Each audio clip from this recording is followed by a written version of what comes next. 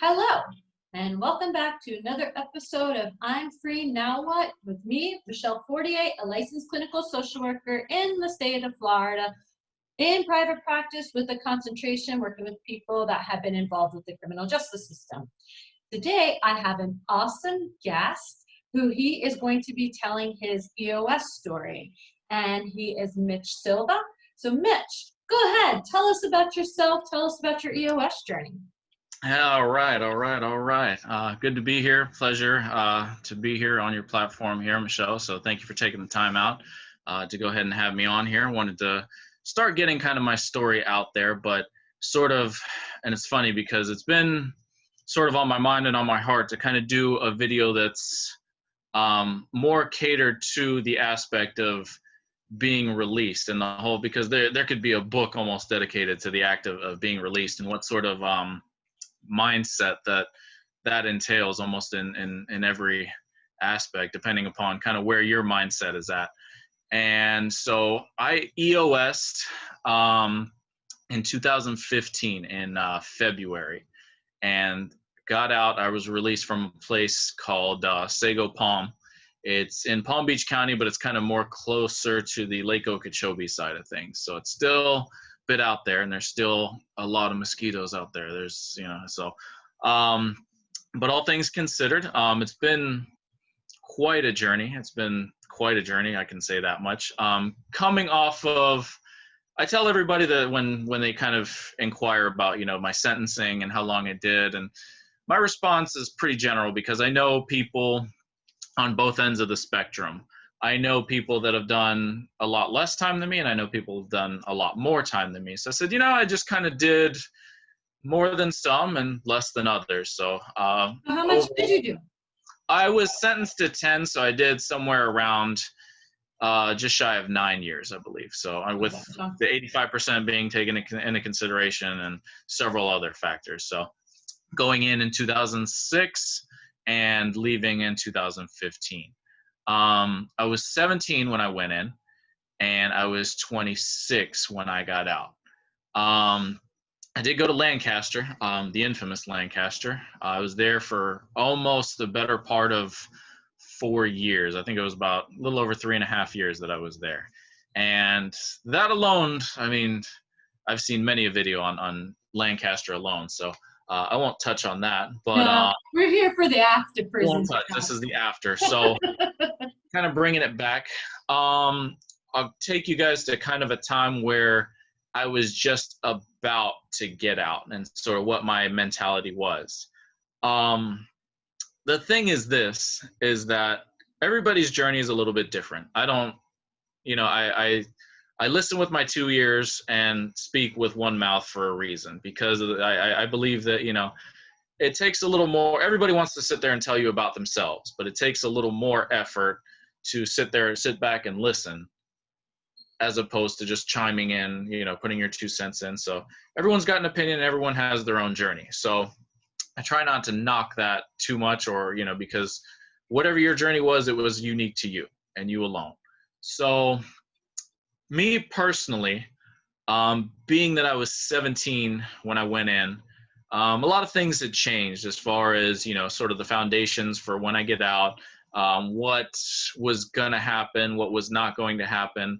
I had kind of watched as my age group and all my peers had moved on to things like college and, ultimately beginning their families, and, a lot of them were kind of settled into decent careers by the time I had gotten out. And so I had missed out on that. Obviously to no fault but my own, but I had missed out on that. And a lot of things had obviously changed, and I didn't have too much to go off of. And additionally, for me, I knew it was going to be a harder transition because I had gotten so comfortable in prison, because it was something that obviously I wasn't like the top of the food chain, like a Don, and having, people bringing in, all these other things for me, but I was in the top of the food chain as far as the amount of respect that an individual can get within a compound.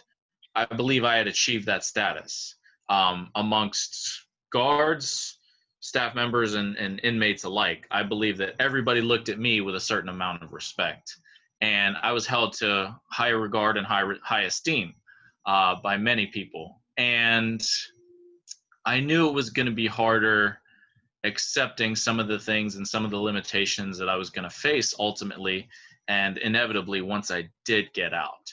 I knew that things were not going to be the same. I was not going to feel this way anymore, and that things were going to change. So amongst my peers, I reached out, and I'll share this story briefly because it may help somebody, because it was exactly what I needed to hear at the time. I'd spoken with a guy, and he had like you know how they have the multiple time offenders have the letter added. So you have A if you've been there like a second time, B, and it goes on to whatever extent, you know, you've been frequenting the system. So he had roughly maybe an E letter. So he was no stranger to the system, and I approached him, and I'm like, listen, I'm not trying to drag on you. I'm not trying to sit here and, you know, get down on you or talk down on you or anything of that nature. I said, but everybody wants to know, oh, what it's like, what's it feel like to go home? I said, I'm asking you because I know that you've done this before. I know that you can understand kind of the mentality that I'm coming from. The better part of a decade being spent in here, not really having a whole lot once I do get out. Give me a good idea. Give me a realistic example of what it's like to get out. And I'll never forget these words that he told me. He just looked at me and he said, Mitch, he said, you know, when you transfer to a different institution and you're not really sure how things are going to be at that institution, you're not real sure how the canteen's going to run, you're not sure what the laundry schedule is, you're not sure what guards to avoid, you know, who's who kind of on the compound, how to set up your schedule, you know, everything that makes you comfortable in doing time. He just looked at me and said, Mitch, it's no different when you get out. You're still going to have to find a way. You're going to have to get accustomed to making your own routine. You're going to have to adjust. He said, Mitch, it's just to think of it as a bigger camp with a bigger locker out there. And it clicked to me perfectly that was the perfect example that I needed to hear in order to better kind of prepare myself for the transition that was oncoming. It was still nevertheless a difficult one, but it's an example that I remember and sticks out to me because in my mentality of sort of being institutionalized, that was exactly what I needed to hear, and boom, it just clicked like that, like a light bulb. So I share that story to kind of, maybe it'll click and, you know, stick with someone else who may be watching this later on down the line. And I'll put this obviously in my own links and everything of that nature, but because I think it's phenomenal what you're doing here. So fast forward a little bit, and probably about 90 days before I'm about to EOS. And I remember somebody had asked me, because I find that a lot of people kind of hold on to their EOS state like a beacon of hope. That's kind of like, if I can just hold on to this day, everything is going to be okay. Everything is going to be fine. They're not really getting to the point of the struggles that they'll face. They're just taking it one step at a time. And so a lot of people kind of think, if I can just make it to this day, everything's going to be okay. As long as I make it to this day that I have set as my EOS, everything's going to be okay.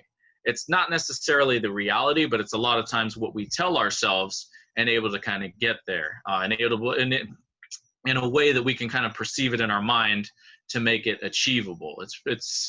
It's pretty amazing what the mind can do, because I see that constantly. I see people setting goals and achievable sort of deadlines and sort of things that they can base off of reality and things that they can understand, and their own mind breaks it down into ways that they can understand. And I guess that's just survival at its most basic. I think it's just, you know, just survival of the mind and what you have to do in order to get through it, and whatever that may take within you or within whatever. And so I told him, I said, it may be different. And it's kind of like a fairy tale that some people have. I find that once they meet, Once they hit that finish line of their EOS, everything else will fall into place. There's no need to think about it. Everything will be okay. Exactly. I often attribute that kind of to a similar story. Have you ever seen the movie Jacob the Liar? No, I fall asleep in movies. Okay, well, I do too now, but Jacob the Liar, I'll just give a brief synopsis of it, but it was a movie kind of set in during the Holocaust times, and it stars Robin Williams. And so as the Jewish citizens are all kind of being in the beginning stages of having their rights kind of taken away, and all these little privileges are being taken away, including radios, because they didn't want them to have outside contact and outside means of news to hear what was going on in the world. Robin Williams was amongst the villagers, and he didn't really have a radio, but he told everybody that he did, and he told everybody that the Russians were coming, and they were going to invade here soon, and that they were on the way, to give everybody hope to kind of make it through another day. And I find that's often the case with us as inmates and convicted felons, whatever you want to call us, alike, is that we kind of tell ourselves what we need to. I mean, it might be a fairy tale, it might not even be true, but nevertheless, it's what it takes. I found that, and it might be, whatever reality it is, but we'll do whatever it takes to kind of get to that point. So, and I told the guy when he asked me, he's like, all right, Mitch, it's your time up. You're almost there. He's like, tell me what it feels like. I said, well, my experience may be a little different than yours. He was only in for maybe 2 or 3 years, so it was a little bit different.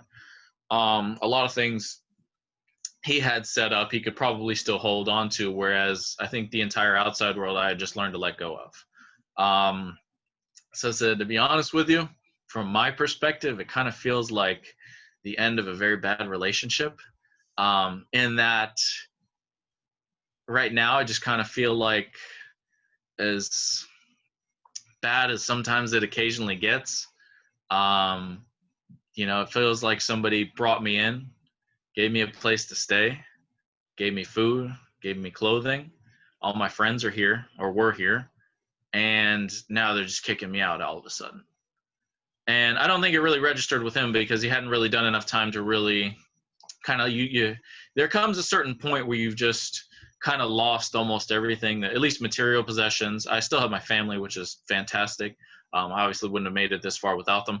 But as far as anything else, and obviously things do change. I mean, even amongst your family, I mean, you've been gone this entire time. The world still keeps spinning. The reality is that, while you're in here and every day is nearly identical, the outside world is much different. So things are still going to change. And that's, that's to no fault of anyone's, except, obviously this is kind of the consequences of our actions. So we need to do whatever it takes to adapt to the changes that have come amongst us. And so that's just the reality of it. It's not the easiest pill to swallow, but nevertheless, it's just medication that needs to be taken, if we're using that analogy. So I don't think he understood it from that point, but for me, that's about what I was feeling like. I was nervous. I was a little bit scared. And like I said, it was, I knew it was going to be different. I knew that, it was going to be hard to attain sort of the level of, I don't want to say success, but maybe status, I guess, that I had in there. I know that that was going to be a lot harder to attain out here. And so, humble beginnings. I got out in February 2015.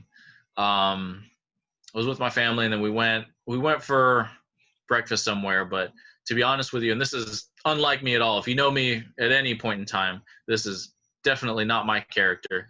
But I could barely even eat. And I'm a man who loves to eat. And as much as you romanticize the idea, I'm going to get out and I'm going to eat everything because the food sucks. And listen, at first I was like, man, I can't even, I don't even know. I got too much on my mind to even begin to like take in this kind of food. And it's different too. So, and then I remember things just kept going on, and things are kind of being thrown at you, one by one. And they're all not like, it may be a small thing, but it's a big change. And they're all being thrown at you all of a sudden. And I remember I got to the toothpaste aisle in Publix, and I was looking at all the entire aisle of toothpaste, and I'm just looking there, and I just kind of stopped, and I probably stood there for about 5 minutes just in the aisle, and I probably wasn't even browsing through them. I kind of stopped for a second. I'm just like, and it was just too much stimulation hitting me all at once, and but eventually I got over that, and going on to the next step. Then of course you have the 72 hours to register as a convicted felon. So that's always on your mind, because you don't want to go back to what you just came from. So you're on a deadline there. So there's quite a few things that you still got to do and take care of as soon as you get out. So getting your bearings. I ended up staying with my grandmother at first, obviously until I could kind of get on my feet. And I remember, and I've seen some of the other videos that you guys see in the Chop It Up series, and I remember specifically that because my charge reads conspiracy to commit first-degree murder. So I still have that M word, and I'm not rationalizing it. I'm not making excuse, that this is, it's harder on me or anything like that. I only say this because it's easier to explain that I may have made a mistake as far as a drug habit or something, or being young and dumb, which I was being young and dumb at the time, nevertheless. But it's a little easier to explain than somebody passing away due to whatever responsibility and or role that you played. And so I saw that on the Chop It Up episode. And so I kind of wanted to embellish a little bit on that, because that is in fact the truth. And it's like, okay, here, you're free. You can go do all these things that you've been wanting to do. But wait a minute, you don't have any money, do you? So to get money to do the things that you want to do, you're gonna need a job. And that reality was kind of sitting on me, and I'm like, I'm filling out, literally, I'm not even exaggerating, I've probably filled out thousands of applications. I went through exhaustive assessment courses asking me the most ridiculous questions for minimum wage jobs, that complex scenarios of what I would and would not do, what the right thing to do morally, all for pennies at the end of the day. And I remember it was a difficult thing to kind of swallow, and that's something to be prepared for. I'll share a little bit of insight as to how I've been able to combat that and overcome that. Is go for individuals such as ourselves that can relate, that are in similar situations and circumstances that I'm coming from. I use Indeed, but I use it to where I'm specifically looking for a job that is, one, urgently hiring, and two, I can apply right there on the website with my resume that's already uploaded, because it's easier and it's a streamlined process. When I've done that, it's less likely that it's going to come to a background check, because I had been on dozens of interviews where I nailed them. I knocked them out of the park, to where people are shaking my hand. Yeah, we can't wait to have you start Monday as soon as this background check comes back, and we're going to start. And then my whole demeanor is just deflated, because I'm on cloud nine. Then they tell me, that's the one thing they tell me, and I'm like, oh man, that background check is coming. And I'm like, and all of a sudden, even though I'm 30 something years old, I feel like that helpless 17-year-old again, like that in this world that I'm not really familiar with, and now that won't accept me because of the fact of okay, well, this is your actions here. And obviously we all make mistakes, and obviously I'm very sorry for the events that led up to my incarceration and my sentencing and everything of that nature. I'm truly sorry that happened. Nevertheless, I'm still a human being, and I'm still trying to make the best and overcome those negative situations. I want it to be one day so that the odds aren't even so much evened as I hold the advantage now. I stack the cards now in my favor, because I believe that for the most part, it is an uphill battle that we face. And so in order to endure and in order to overcome, we need to be prepared for what lies ahead. And so I want to give as much information as I can as far as that. So use Indeed and use the places that are kind of a less is more approach, so that go for some of the smaller companies, because a lot of the smaller companies aren't going to sit there and have a human resources department dedicated solely to looking you up or paying for a background check or things of that nature. So utilize every one of your contacts. What I ended up doing for my first official job, because I had gone through several fly-by-night companies, people that were not paying. And so these are some of the situations that you're going to kind of fall into when you're desperate, because you want to believe that this is going to be the answer. This is going to be finally the job that pays off. This is kind of finally going to be the one. This is going to be the ticket out of here kind of thing. So I utilized I've kind of streamlined that process, and use every resource that you have. Oftentimes I do find that it may not even be what you know, but who you know. Okay. If you know somebody at the right place at the right time, by God, you can be in there no matter who you are. And I'm noticing recently sort of a shift in the dynamics of things, which is a good thing. And obviously I think we have a long way to go, but I've noticed a lot more of individuals coming from a convicted felon background, and I see them rising to somewhat of the pinnacle of success. I see them, and I like it. I like it a lot. And I aspire to one day reach that status. But nevertheless, I see that there's somewhat of a shifting, and there's somewhat of a change. People are a little more tolerant. People are a little more forgiving. We still have a lot of ground to cover, but the journey of 1,000 miles begins with the first step. And so if this be the first step, then I'll take it. But I see a lot of these individuals rising and to the pinnacle of success, and sort of using that as their platform and their foundation to which they build onto, and how they turned a negative into a positive. And so that is obviously the level to which we should all kind of aspire to reach at some point. But nevertheless, some additional advice I'd give as far as employment and as far as getting off your feet is on your feet, not off your feet. Find a skill and learn it. What I did, because I'm in South Florida, so it's hot for majority of the year until about 2 weeks out of the year. You might get some decent weather, and that's about it. So what I did was, I'm like, okay, people love their air conditioning. I get that's a heck of a skill. I said, no matter what, that's always going to be a demand. I said, you know what? Let me look into that. So I looked into, it's called HVAC, is the heating, ventilation, and air conditioning, because it covers all aspects of that. But I went into it, and a lot of unions and a lot of trades aren't as strict about hiring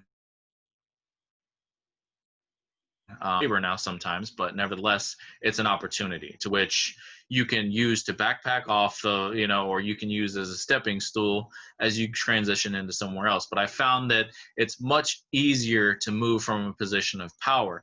To move, if I want to transition to another job, it's a whole lot easier when I already have this job, and I can just say, okay, I want to transition into a new job, as opposed to that first step of actually getting and maintaining a job. So find a skill, find something that you're good at, do some soul searching, do something that you genuinely like doing at the same time. And like I said, this doesn't have to be something that you fall in love with, but nevertheless, this can be just a stepping stool until you find something or are in a position to where you can do what you love and make a decent living off of it. So that's sort of my advice as far as transitioning into that. As far as relationships are concerned, there's no doubt that we kind of bring some of that baggage with us. Whatever we've left kind of back there, there's still been a little bit, and that's another hill to kind of climb. And that's one for the majority obviously you can seek help. But in my experience, in my own personal, because I can't speak for anyone else, but oftentimes that's a journey that you're going to have to traverse somewhat alone, and that's a battle that you're going to have to figure out on your own. Now, if you're recognizing this within yourself and making a conscious effort to change that, I believe that's progress, and that's progress in the right direction. I'm not saying, you're all on your own, don't seek help or anything of that nature. I think within yourself, you make the decision to seek help. That's just my belief. It always has been. And I give credit to where it's due. So if you are seeking help, I mean, go for it. If that's what you feel is best for you, then go for it. But undoubtedly there will be frustrations. There will be a lot of things that don't live up to kind of that fairy tale that you've deluded yourself into thinking, because then this is where reality meets the road, and this is where the rubber does meet the road, and this is where you're going to have to put into practice, not just, you're not, a lot of people have told me that you're not in there anymore. You can't really think like that. Things don't work like that out here.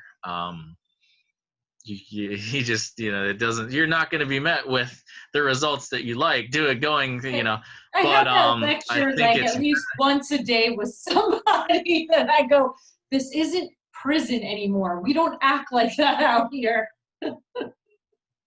At least and I think it was, 100%. I understand. And I believe it was Maslow's Hammer. That's the example. I wouldn't expect you to treat everything, or something along the lines, I'll paraphrase here. But I wouldn't expect you, I wouldn't be upset if you continue to treat everything like a nail if all you've ever been given is a hammer. And that kind of resonated with me too, because I understood it that way, because I felt like I had just kind of been hammering away and treating everything as though it was a nail, because the tool that I had utilized for so long was just a hammer, symbolically speaking of prison. This was the way that I was used to doing things, and old habits kind of die hard. It's no excuse. We can still change, and we can still be better. We can still adapt. We can still evolve. We can still learn new things. It's never too late.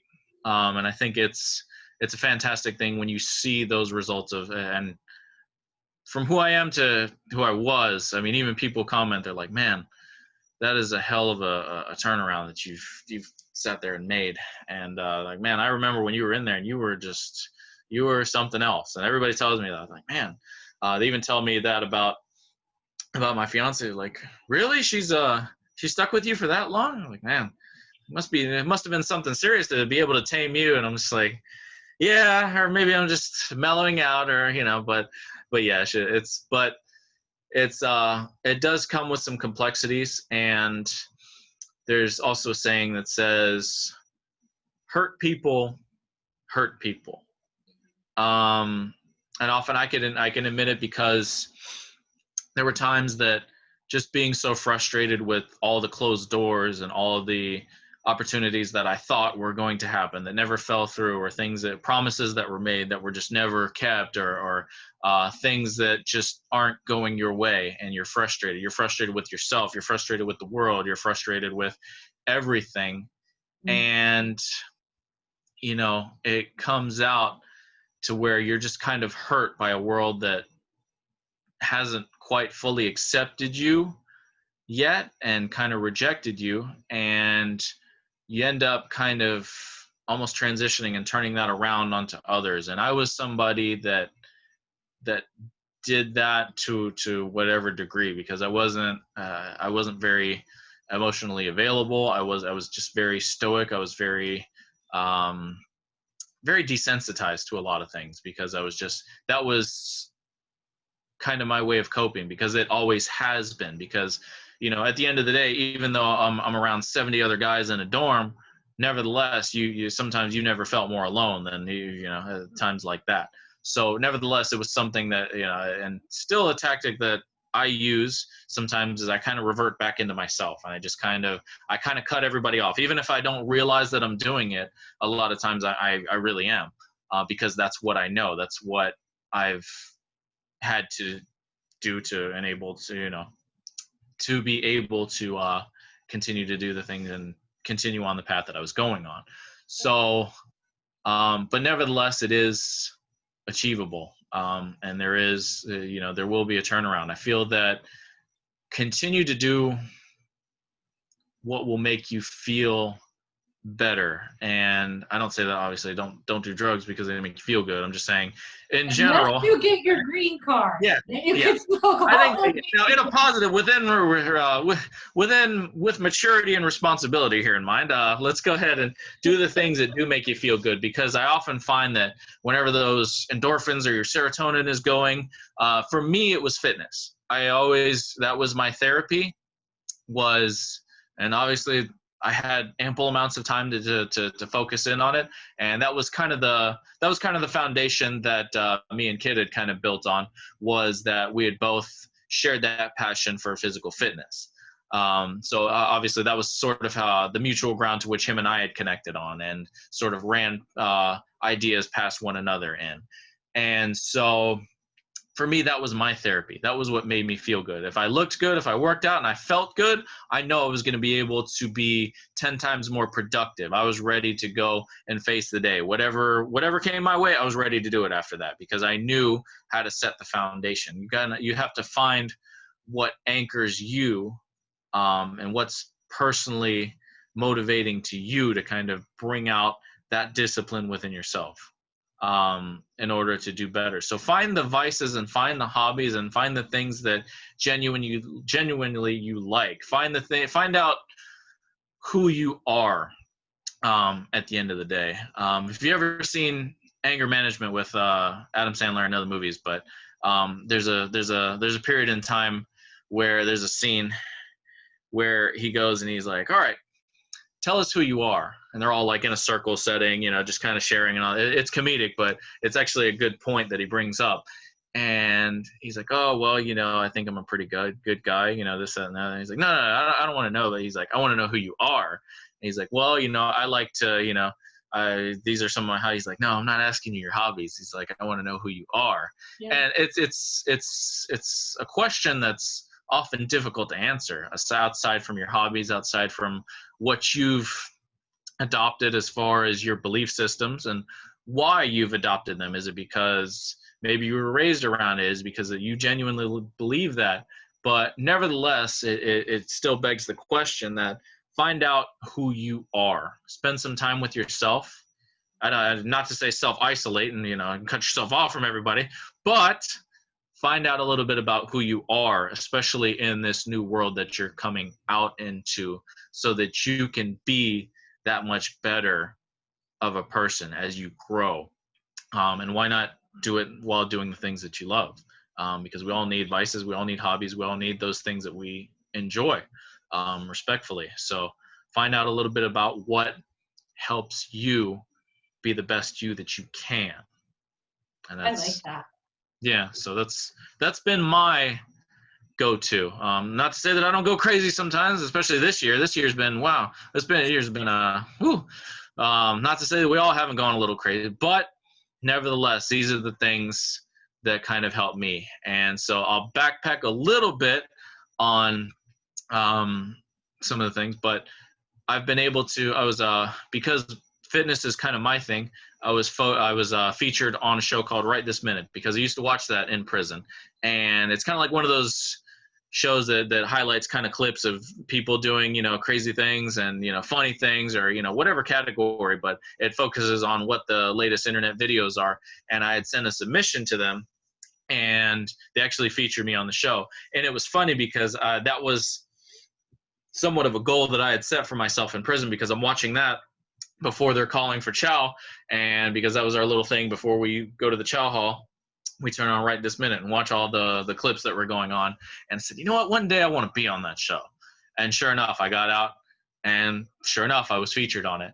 And then recently I had submitted an application for The Rock has a new show, or not new, I guess it's about 3 seasons in, but it's called the Titan Games, where you kind of go, and it's kind of like an old school American Gladiators. Yeah, I'm that old, so that's what I used to watch.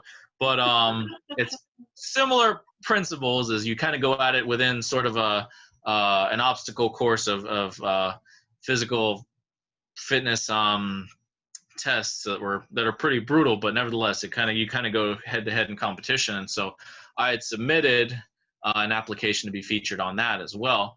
I didn't make it onto the last season, but I'm still going to continue to try to be persistent and make my way onto the show if I can.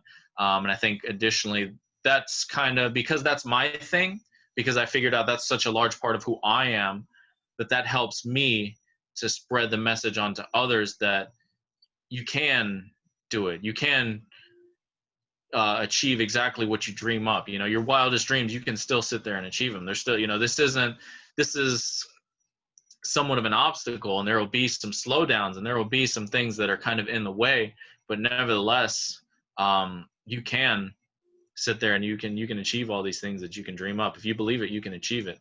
And that's the truth. And I'm a living example of that, because I'm going to continue to until such a time as I already am. And I actually believe the season 1 winner of that was a convicted felon as well. So that continues to provide that message that, you know what, if you believe it, and that there are second chances out there, and you can achieve anything that you set your mind to. And that's what I'm here to tell everybody. And that's the message to preach. And a lot of times I've also seen that people don't just want to hear a sermon, they want to see it. They want to see it in action. So I want to put it into practice, and I want to not just tell the world, but show the world as well. Good for you. Good for you.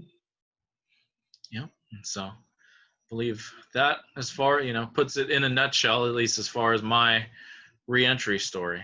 All right, there you go. So contact information. What would you like to tell people about? You can look me up. I'm going to be doing a lot more as far as social media, this kind of being one of only a couple things I've begun to foray as far as getting some videos out there. But you can look me up on YouTube as well. I'll be under Big Mitch Fit. Just as it sounds. The same as my Instagram, but I won't be using that much for this platform. So I'll go ahead and I'll send you a link to it. You can link it down here, or I'll put it in the comment or whatever. And we can go from there. I'll put it. What's that? Oh, send me the link. I put it underneath. Yeah, exactly. So, and we'll go from there. But it's been a pleasure speaking with you. And like I said, I appreciate everything that you're doing, because I know how much a lot of us needed this. I know how much I would have wanted that extra push. I would have wanted to have someone to kind of speak to and just kind of point me in the right direction, as far as, what am I doing here? What can I do now? Just like your channel says, I'm free. Now what? Exactly. Now what the hell am I supposed to do? Plain and simple, but effective. Nevertheless, the message is effective. Well, now what? So now what? Now so what are we supposed to do? I hope that I've given a little bit of advice, and so as far as, a little bit of, well, this is what now. Yeah, exactly. Well, it was a pleasure to have you on, and I wish you continued success. And I absolutely know that we're going to remain in contact. Of course, absolutely, yeah. And now we're in the same triangle, circle. I'm not sure what shape it is, but we know we're the same people. So it's just going to keep getting bigger and bigger. That's what's going to happen. There you go. So. All right, it was good chatting with you. Take care. Take care.